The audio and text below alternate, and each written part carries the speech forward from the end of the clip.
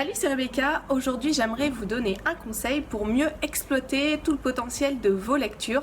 La lecture, c'est le thème de cette semaine. Alors, je ne sais pas si vous avez relevé le défi que je vous ai lancé lundi de lire dans un genre littéraire différent de celui dont vous avez l'habitude, ou en tout cas un genre littéraire différent de celui que vous écrivez, pour essayer de trouver de nouvelles idées, parce que notre cerveau est plus créatif quand on le met en face de choses qu'il ne connaît pas.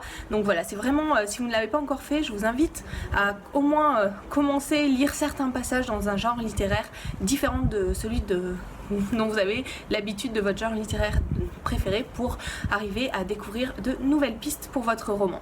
Alors aujourd'hui, un petit conseil pour exploiter justement tout le potentiel de vos lectures.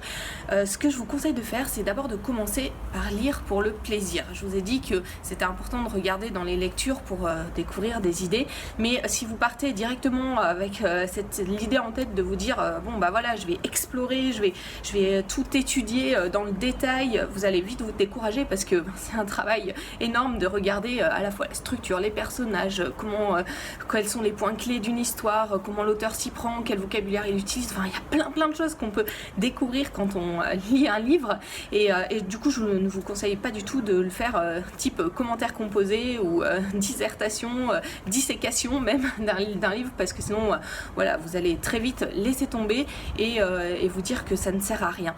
Non, ce que je vous conseille de faire, c'est de lire le roman pour le plaisir, et puis une fois que vous l'avez terminé, de vous poser 2-3 questions, tout simplement, et de prendre juste quelques minutes, pas longtemps, mais quelques minutes, pour avoir un petit peu un feedback sur ce que vous venez de lire. Demandez-vous ce que vous avez aimé, quels sont les points clés que vous avez aimés, demandez-vous quelles sont les choses que vous avez moins aimées, pourquoi, surtout pourquoi. Demandez-vous, n'en restez pas juste à j'ai aimé, j'ai pas aimé, mais demandez-vous pourquoi, et prenez comme ça juste quelques minutes. Alors moi, ce que j'ai en général, c'est que j'ai une fiche de lecture assez simple, assez basique. J'ai pas encore trouvé vraiment la bonne fiche de lecture qui me convient.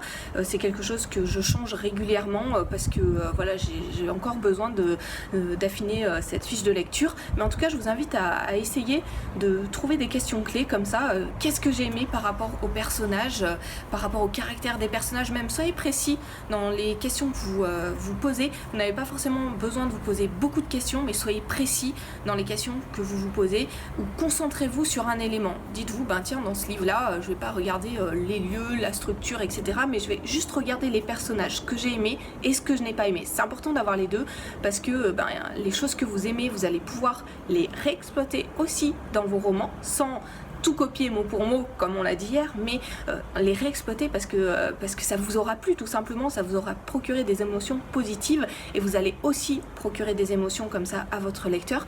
Et puis les choses que vous avez moins aimées, même que vous avez parfois peut-être détestées, c'est important de les connaître aussi, parce que quand vous serez bloqué à certains moments dans l'écriture de votre roman, il y a des moments où on est un peu moins productif, on sait un peu moins comment où aller, hein, tout simplement. Et ben dans ces moments-là, on a tendance à refaire des choses qu'en fait on n'aime pas dans les romans qu'on lit, et le fait de connaître ces choses-là, ça va vous aider à ne pas faire cette erreur, et parce que si vous mettez des choses que vous n'aimez pas dans les romans, en fait, vous allez encore plus bloquer, vous n'allez jamais vous en sortir. Voilà, c'est mon conseil aujourd'hui. Lisez d'abord pour le plaisir, mais prenez quelques minutes à la fin de votre lecture pour vous poser 1 ou 2 questions sur des éléments clés de l'histoire, et vous demander pourquoi est-ce que vous avez aimé, ou au contraire, pourquoi est-ce que vous n'avez pas aimé. Pour aller plus loin, pour découvrir plein d'autres astuces pour tirer vraiment parti de vos lectures, je vous invite à télécharger ma formation comment lire pour mieux écrire. Voilà, exploiter tout le potentiel de vos lectures. C'est une formation au format audio avec 3 modules audio. Je vous donnerai plein de conseils pour pouvoir trouver tout ce qu'il y a d'intéressant dans ces lectures, ne pas passer à côté de ces choses-là. Et c'est en regardant ces choses-là qu'on progresse en tant qu'écrivain, qu'on peut aussi transmettre beaucoup de plaisir à ceux qui vont nous lire, tout simplement. N'attendez pas, cette formation, elle est à tarif préférentiel aujourd'hui, mais le prix augmente tous les jours, donc allez-y directement, et je vous dis à très bientôt pour d'autres conseils dans d'autres vidéos.